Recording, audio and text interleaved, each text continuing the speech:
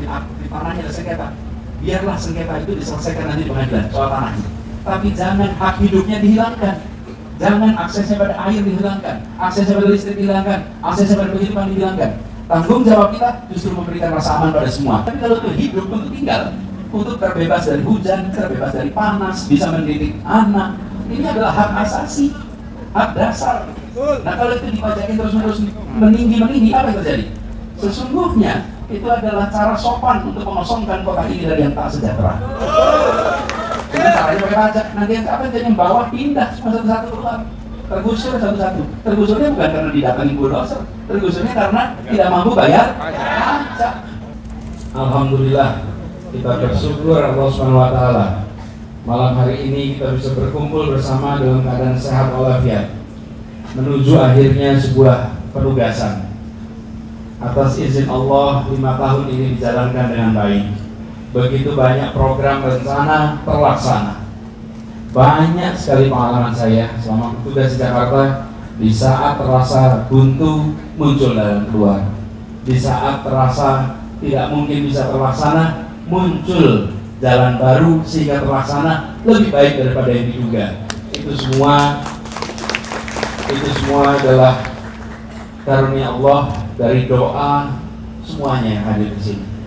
Banyak yang mendoakan dari tempat-tempat yang tak terlihat, yang tidak pernah cerita, tidak pernah bertemu, tapi mengirimkan doanya. Dan alhamdulillah perjalanan ini menjadi perjalanan yang insya Allah kita ikhtiarkan untuk menghadirkan keadilan sosial bagi semua. Para jawara semuanya, saya ingin sampaikan terima kasih karena ia telah mengawal dengan amat baik selama 5 tahun ini. Telah menjadi mitra yang membuat Jakarta aman, tenang, tentram bagi semuanya. Dan ini adalah wujud sikap tanggung jawab kita untuk Jakarta. Betul seperti disampaikan tadi, bahwa tugas kita ini menghadirkan rasa keadilan. Ini tugas yang kita coba lakukan. Jadi di antara berbagai acara yang paling mengharukan itu hari Minggu kemarin, ketika ada acara dengan kampung-kampung yang menyebut dirinya sebagai kampung-kampung miskin kota. Kenapa? Karena mereka menceritakan pengalaman yang saya sendiri tidak pernah membayangkan itu terjadi.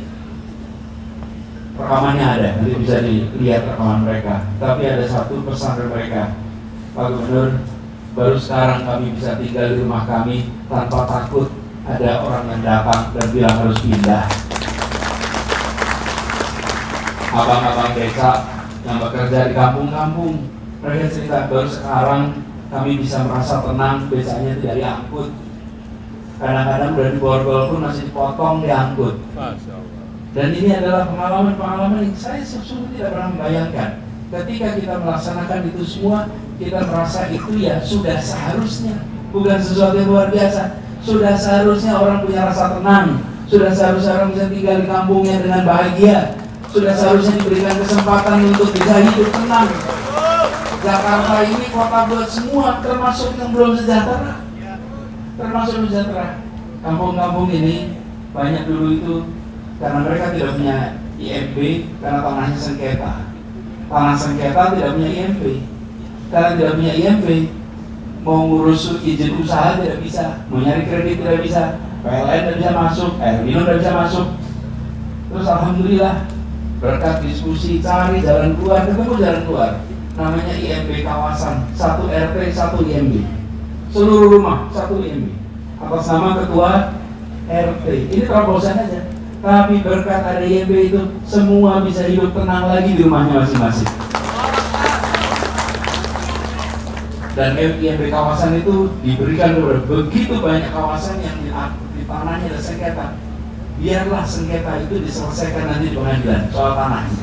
Tapi jangan hak hidupnya dihilangkan, jangan aksesnya pada air dihilangkan, aksesnya pada listrik dihilangkan, aksesnya pada kehidupan dihilangkan. Tanggung jawab kita justru memberikan rasa aman pada semua, apapun status tanah yang sedang digunakannya. Apalagi banyak dari mereka yang sudah menggunakan tanah itu 40 tahun lebih bahkan. Jadi kami merasa di Jakarta ini kita harus terus jaga suasana keadilan itu. Jangan sampai Jakarta dianggap sebagai rumah bagi sebagian. Jakarta harus jadi rumah bagi semua yang ada di kota ini. Jadi tadi waktu Pak Bahtiar cerita soal pajak, cerita ini Pak Bahtiar itu memang benar. Saya termasuk yang paling mengkhawatirkan dengan kenaikan pajak di Jakarta yang terus-menerus. Tidak ada kota lain di Indonesia yang kenaikan pajaknya itu tinggi sekali. Tanah. NJOP Jakarta itu naiknya tinggi betul. Tidak ada kota lain naiknya setinggi Jakarta. Pernah naik 500% di Jakarta. Apa artinya kalau pajak bangunan naik terus? Rumah itu adalah tempat untuk tinggal. Lain kalau rumah dipakai usaha. Kalau rumah dipakai usaha, karena dia pakai usaha, berarti harus bayar pajak. Tapi kalau untuk hidup, untuk tinggal, untuk terbebas dari hujan, terbebas dari panas, bisa mendidik anak, ini adalah hak asasi, hak dasar. Nah kalau itu dipajakin terus-menerus meninggi, apa yang terjadi? Sesungguhnya itu adalah cara sopan untuk mengosongkan kota ini dari yang tak sejahtera. Dengan caranya pakai pajak, nanti yang yang bawah pindah semua satu-satu keluar, tergusur satu-satu. Tergusurnya bukan karena didatangin bulldozer, tergusurnya karena tidak mampu bayar pajak. Dan banyak, karena itu dari 2018 semua pensiunan tidak bayar pajak, semua veteran tidak bayar pajak, semua orang berjasa tidak bayar pajak, semua guru-guru tidak bayar pajak. Sehingga kota ini itu kota yang berikan rasa kedamaian, keadilan. Dan alhamdulillah sekarang kita buatkan aturan sehingga di Jakarta itu semua rumah yang di bawah nilainya 2 miliar maka dia tidak kena pajak. Dan akibat dari itu berapakah persentase rumah yang tidak kena pajak di Jakarta? Sekarang sudah 85% rumah di Jakarta tidak terkena pajak.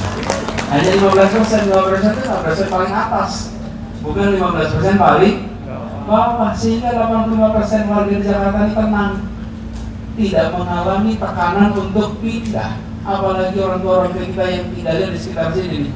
Dulunya kampung, terus akhirnya jadi kawasan elit.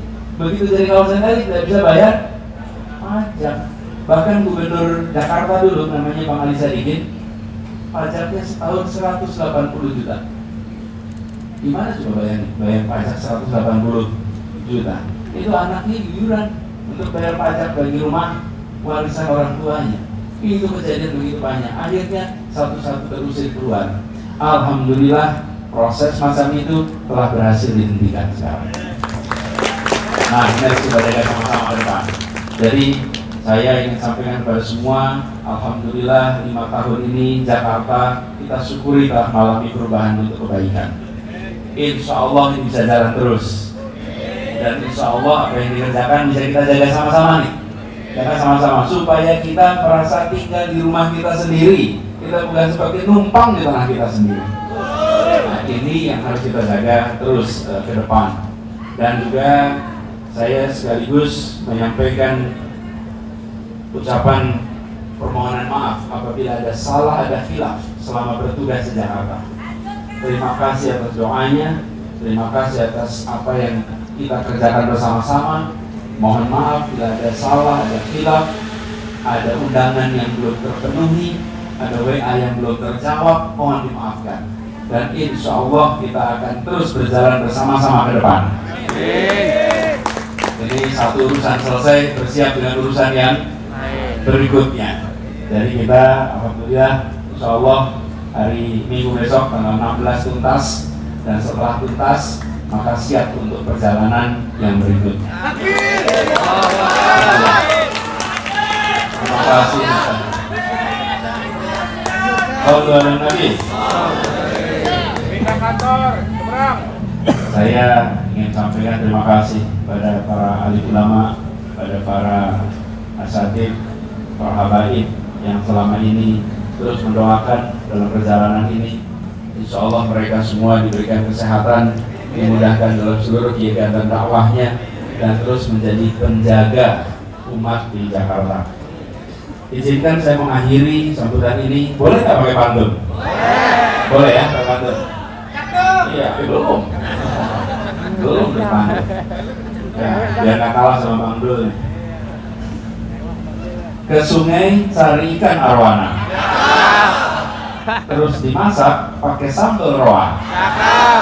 Selamat datang para jawara di balai kota, kita berdoa. Satu lagi. Makan ikan, nasinya habis 2.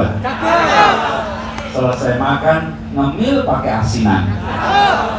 Mumpung malam ini pada kumpul semua, izinkan saya sekaligus pamitan. Terima kasih, kurang lebih mohon dimaafkan. Wallahumma billahi. Assalamualaikum warahmatullahi wabarakatuh. Takbir. Allahu Akbar.